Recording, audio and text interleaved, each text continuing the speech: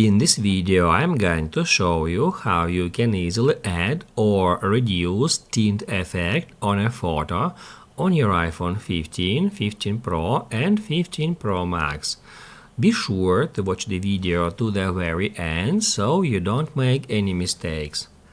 Let's get started, and first off, open up Photos app, then search for a photo you want to edit and tap on it.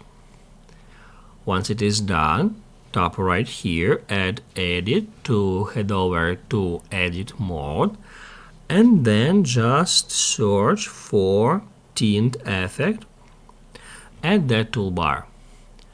Once you find it, drag it to the left to go right to increase that effect, or drag it to the right to go left to reduce that effect. As you can see, when we drag it to the right, the picture becomes more green, and when we turn it right, it becomes more pink. Once you are happy with the result, to continue and to save the changes, tap at Done.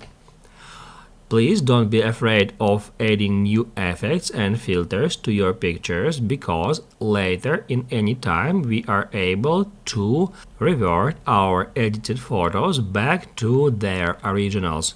To do that, tap at Edit, Revert to Original. If this video helped you out, don't forget to hit the like button.